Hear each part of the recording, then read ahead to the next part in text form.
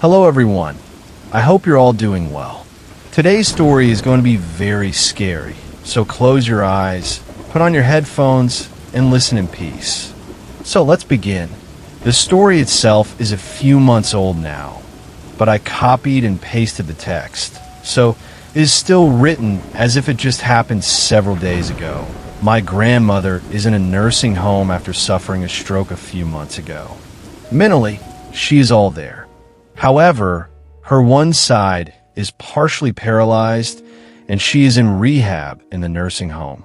She's been weakened by the relative lack of activity, though. On Sunday, as we were getting ready to go visit her first thing in the morning, as we always do, we got a call from the family of her old best friend. The friend had moved to Florida about 10 years ago, and they had gradually lost touch save for a Christmas card every now and then. Well, the friend had just died very early that morning, and they were calling to inform us of her death. When we got to the nursing home, we signed in and noticed we were the first visitors of the day. We went to my grandmother's room and said hi. We also have a little visitor's book for people to sign in her room, so we know who has visited her. Nobody had signed it since Saturday morning. As we walked into her room, she exclaimed, "Oh my, so many visitors this morning." We asked what she meant. She replied that she had gotten a visit from an old dear friend that morning. It was the friend from Florida who had just passed away. She had told my grandmother that she was going away for a while, not to worry, that she would be watching out for her, and that they would see each other again. My grandmother also remarked at how healthy she looked. I've never had chills run down my spine like that before. Later, I asked if anyone had been to my G-mother's room that morning, and the staff said no. We asked if any phone calls had come through for her that morning, and they again said no. They also logged phone calls for residents, and when they checked the logs, there was nothing that they had forgotten. I also this morning called the family of the friend in Florida to offer my condolences and ask if they had called anyone else around here. I asked under the guise that I would help notify people around here, so I didn't want to double call people. They said we were the only ones they had called from around here, and the only reason they called us is because they thought my grandmother still lived with us. They had no idea until I told them this morning that she is in a nursing home. I know it's in the realm of reality that she could have simply dreamed it, but the chances of her having a dream like that with that sort of message on the very morning that her friend died are so remote that it still gives me chills. My grandmother's friend died, and about the time she died, my grandmother saw a vision of her saying goodbye, even though my grandmother had no idea her friend had passed. Now, let's start the second story. My best friend died of cancer back in 2002. We were incredibly close in every way, and we spent the majority of our free time together.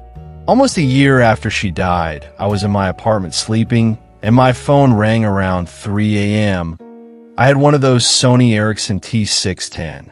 I was very groggy and picked up the phone from my nightstand and looked at it. I saw it was my friend's number. I immediately became alert and awake and answered the phone very curious.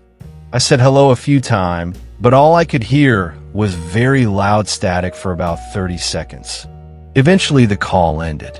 At this point, I was freaking out and called the number back only to get an automated recoding that this number was out of service. I then called her mother's house to see if possibly her older sister may have had my friend's old phone and might have called me by accident, but there was no answer in my friend's mother's home. Come to find out, the remaining family was away in Miami. After they came home a few days later, I took the phone to them and showed them the call log, and they were in disbelief. They went to my friend's room and got the phone out of the drawer where it had been sitting for months. Battery stone cold dead. Now, let's start the third story. My daughter was born with mild tracheomalacia, soft windpipe. The only trouble it ever caused was that she would make a whistling sound sometimes when she was breathing, especially when she was excited or upset. Fast forward to when she was about 4 months old and fast asleep in her crib one evening. Her older brother had the stomach flu that day and had been throwing up.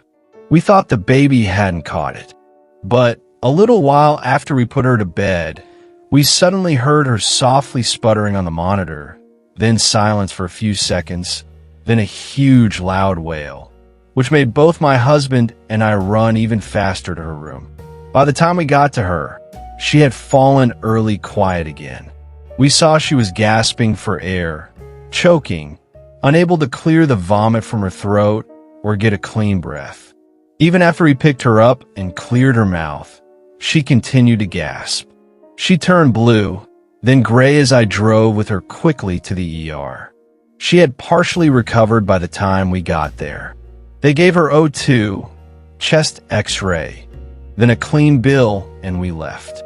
Fast forward about 2 hours later, when I'm back in my bedroom with her sleeping upright in a baby seat next to me on the bed. My husband and I talked briefly about what would have happened had the baby not cried out so loudly. Would we have reacted so quickly? Would she have recovered? I'm in and out of sleep myself because I kept checking her. One of the times, just before I had fully awoken, I looked out in the hallway and saw my grandfather, who had passed away a few years prior. When he was alive, he was not the most involved granddad, but when he met my husband, my boyfriend at the time, they had an instant connection. When he passed away, his last coherent words were, "I'm not going to make it to Altruitis and Mr. Altruitis' wedding, am I?" He loved my husband dearly.